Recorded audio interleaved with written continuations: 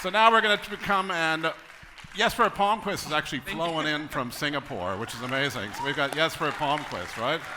So Jesper Palmqvist is going to have a great presentation today. And Jesper Palmqvist, over to you. Wait, who are you? Thank you? Get the hell off the stage. I'm Jesper. Get off the stage. Thank you. You get up along here. You're not Jesper Palmqvist. Where is Jesper Palmqvist? Has anybody seen Jesper? Oh. Hey, yeah, I'm right here. Hey, Bill, what the hell's going on up there? I just heard that, but there was no video. What do you got, a Swedish imposter going on there? This is crazy. Get the guy out of here. There's only so many Swedes that fits in the room, and that's one too many. Thanks for helping out with that. That's crazy, man. Listen, I'm sorry I can't be there right now on location. As you can see, I'm still stuck in Singapore, which kind of sucks. You know, I'm super envious of you guys. You're in a room and you're having a good time, and I wish I could dance up on stage, do a really mediocre Hamiltonian rap or something else about a top performance. But I'm not going to moan more. Let's stop moaning. I'm going to share my screen. I'm sure Sumi's going to let me know if it doesn't work, okay? And then I'll show you some of the latest trends. How about that? And we'll see if that works. Nothing has changed in terms of that. We're waiting for the big recovery. We're still in mini recovery modes and backlashes and waves and nonsense. We're sitting here, we're thinking, hang on, when is it going to turn around? The thing is, you're not alone. You have friends. And if I say friends, as in friends that are equally not too impressive. But you look at Vietnam, volumes and demand is really low. It's really just people going to a few resorts now and again. And then, of course, Cambodia, Myanmar around you as well. It's very muted. Just to name but an example of some friends you have. But it's also true that you might feel very lonely, because there are incredible differences in how people are moving and everything from performance and the trading conditions. Just look at Malaysia right now. You know, look down south. You got cases that are down there, but things are starting to happen. People are going out with a vaccine quickly, and weekends are coming back. That's kind of cool. You're going to go, why can't I get some of that? And then you see Indonesia, where that big domestic engine that we're not really seeing in Thailand, it's so broad, it's regional, business travel during the week. That kind of looks nice, doesn't it? And then you have Singapore that keeps pounding billions into protecting the industry and in job support schemes, of course, and discussing lofty travel lanes. Of course, I get that. You look at that and go like, hey, why can't we have that? The thing is, you will continue to have people that are ahead of you, next to you, and behind you. You got to look at what you do. You got to look at what you do all the time. And for me, some of the main headlines I can think about Thailand right now. It was not a good January, not a good February. March is looking a little bit better, right? Patterns are back, even if they're not everywhere. We also know that hotels have reopened, and that means, you know, pro and con as well that we talk about in a minute. But there isn't a broad recovery in Thailand. We see that in many other places, but not in Thailand. And you may have read that the GDP forecasts by financial houses have been upgraded. Sure, but what does that mean to you? Well, basically, it just means that we're seeing money and investment and enabling things so that the automotive industry and other heavy industry gets a nice boot up, but tourism not so much yet. And what do I mean when we say that the patterns are back? I mean this. I've shown this a few times for you over the last 12 to 14 months, how it's all about the weekends in some destinations. In Q4 last year, it was big trend. You got Hua Hin, Cham, Pattaya, and Chiang Mai as well. We're back to part of that. Hua Hin hitting, as you can see here, over 70% occupancy on the weekends. Pattaya getting there as well. Not seeing it in Phuket, not seeing it in some way, right? We know that some of these markets just don't get it. Same in Khao Lak. Krabi is surprising. Some weekend stays in February and March. I didn't expect that yet, but we're not seeing it in Chiang Mai yet, which we saw last year. So it's a little bit uneven, but if anything for Q2, I would expect this to come back to where it was in Q4.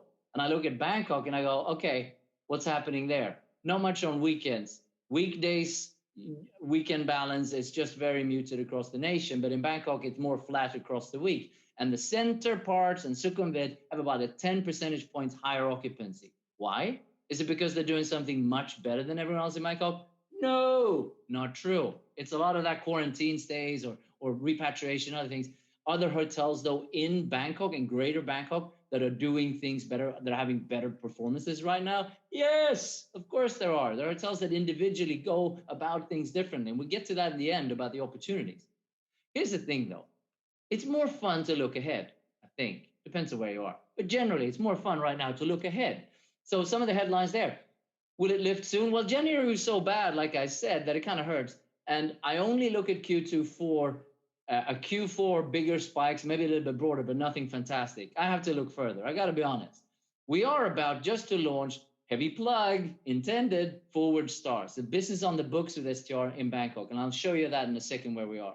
And we also have a little bit of a prediction, longer term, of course, 21, 22, and why. And you got to remember that some risks are bigger than other risks. And there is maybe a potential as well. So let's talk about Forward Star and the pickup pace, what's happening. And thank you so much to all the hotels that have joined us so far. Like, I think it'll be a vital tool in 21. If you're not part of it already, reach out and get hooked up. We don't charge a penny for market level data on the books. So you see this and you go, right, there's some pickup pace. And someone, maybe Stefan or someone's going to say, whoa, Mr. STR, 12th of April, like 1.5%? What's about that? Thing is, do you know what's worse than a small pickup pace? Anyone? Nada. Nothing. Or negative pace. That's also known as cancellations. So what I'm saying is you have something on the books, you got something. Something is still better than nothing. It's very binary. So let's look at the longer view, the next 12 months. Here's the thing. We have something on the books. The numbers are obviously, look at the scale to the left again. We're talking June, July, maybe 8, 9% currently on the books. I'll tell you what, it's not much lower than we see in some Australian markets where they're supposedly all recovering pretty well. Q4, look at that, November, December, something's afoot, something's happening. You got to look at those highlights and see what's going on. I read a Swedish newspaper, which I sometimes do, and it said the big tour operators are saying, Thailand, it's all about Thailand. Everyone is already booking. I have Swedish friends who's booked Thailand already for December, January. Let's hope that continues. The Swedes want to come back at least, and the rest of the world will as well, right? So there is something on the books, not massive. If I look at the forecast, so this is occupancy, you got 19, you got 20 there in light color, and 2021 in the green, which obviously is going to trend up. The dependency in Thailand on the international arrivals, then you combine these inoculation speed variations around the reel. We downgraded this. So occupancy in Bangkok to sit around 30% for the full year this year. 30% something. That's not great. But where does it end in 22? Well, we absolutely see a bigger comeback. We see it coming back with airlift, the vaccine regulations, and more people coming. So the big question is, where is occupancy in 22 for a city like Bangkok? Can it reach much higher than 55%? I'm sorry, that's kind of low. We think it's around that area, 2022, around 55% occupancy, going from 30% this year to 55 for Bangkok next year. And I also want to remind you on the rates, the gap there that we look to close this year already. Rate management overall, it plays a clear role in that reboot and recovery. We've seen that amount at different places. So it leads to the summary of what you need. Nothing new. Patience, resilience, cost control. You got to work that domestic magic. Where is it? Think out of the box with F&B. Be alert and ready. Got to understand the short, mid, and long demand that you have. What kind of length of stay? How does that impact your business? And the short forecasting will eventually turn into longer ones. But remember, pent-up demand is not a myth. It's proven around already in the region in recovery. It will come. We just need the pace and the clarity around the vaccine. And that's the real stuff, not the Bill's shenanigans that he was showing earlier, right? There's more coming. There's more coming. At the end of the day, one thing remains. You got to think about this. Thailand is amazing. Everyone knows it. Thailand is fantastic. So maybe this is an opportunity because everyone should want to come.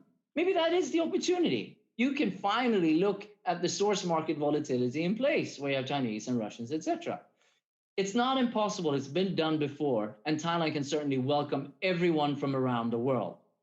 Post the pandemic, Thailand will remain one of the most popular destinations and also have an opportunity to shift its dependency on a fewer source markets, more to have a broader base of travelers from around the world. Thailand will get there, and I think it starts with 2021 in later part of the year, but mostly about 2022. That's it for me. Enjoy the rest of the conference and really have a good time. Take care of each other. Peace out from Singapore. See you soon. Bye-bye.